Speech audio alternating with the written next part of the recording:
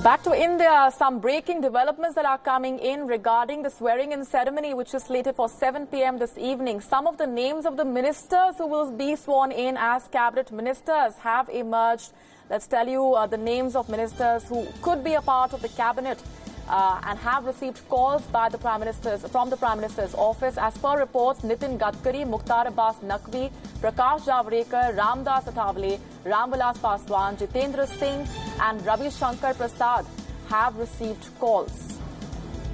As per reports, a number of those who have received calls include Nitin Gadkari, Arjun Ram Meghwal, Prakash Javadekar, Ramdas Athavale, Ramvilas Paswan, Jitendra Singh and Ravi Shankar Prasad, as per reports, have received calls so far. Remember, there was a meeting that took place between the BJP President Amit Shah and the Prime Minister-elect Narendra Modi just a short while back, after which a number of calls have gone to those who will be sworn in as a part of Narendra Modi's cabinet this evening. That ceremony is slated for 7 p.m. and right before that, at about 4:30 p.m., we will have the ministers who will be sworn in meeting the Prime Minister-elect Narendra Modi as well. That meeting is slated for 4:30 p.m.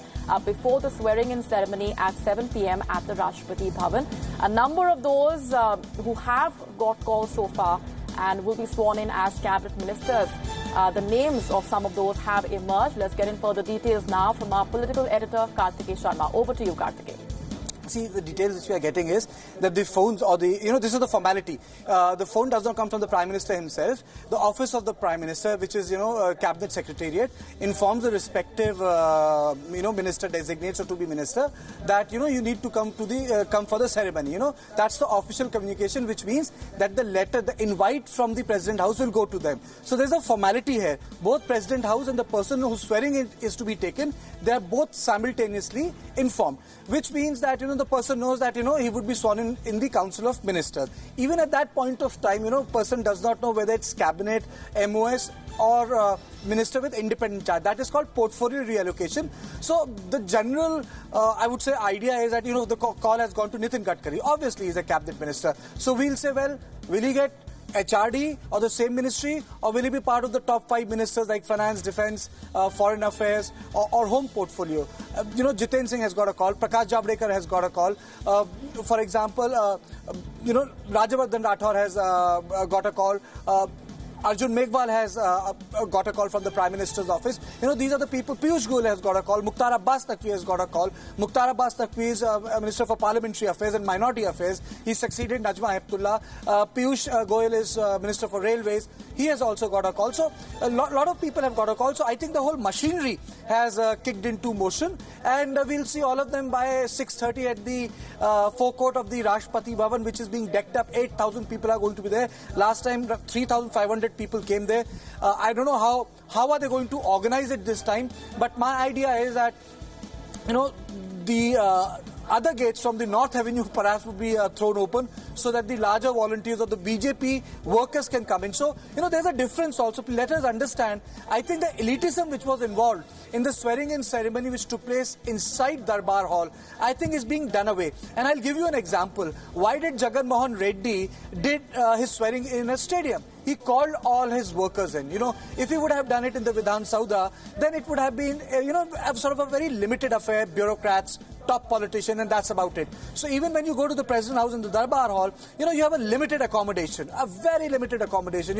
Even ministers can't get their 10 relatives. But what is happening here? When we say 8,000 people, you are getting roughly 4,000 top BJP workers. So, the whole elitism is out, but then the power of the ceremony is there.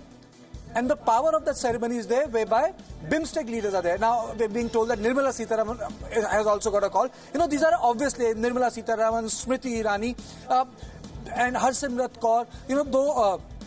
There was talk that since Harsimrat's husband, former Deputy Chief Minister of Punjab, Sukhbir Badal, also won Lok Sabha, there was a lot of rumours at that point of time, 48 hours before, that maybe he will become the minister. But I think they have decided, and Sukhbir is going to concentrate in the assembly where, they are completely wiped away, the BJP and SAT combination. So, coming back to it, it's a great combination of a lot of people in Rashtrapati Bhavan and a lot of VVIP elites from abroad. So that way, it's not as elitist as when you do it with limited people. You get important people, but you ensure that your workers are there. And I think this is something very different, which Narendra Modi has done.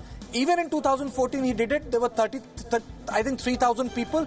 Now it is 8,000 people. We are being told that some of the families of Pulwama martyr, they're also going to be there. You will have representation from the industry. Top industrialists are going to be there. Right. You might see some cinema stars also.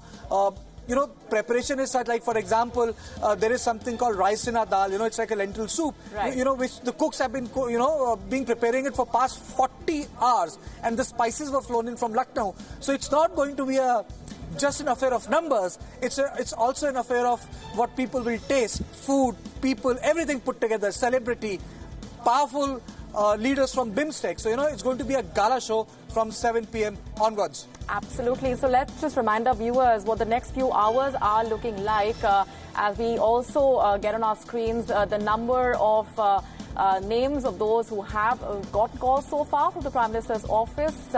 They will be likely sworn in as cabinet ministers or will be also part of that swearing-in ceremony, which is to take place at 7 p.m. this evening. But as we do that, 8,000 guests who will be attending that swearing-in ceremony at 7 p.m. 4:30 p.m. is when we also expect those ministers who will be sworn in to meet the Prime Minister-elect Narendra Modi.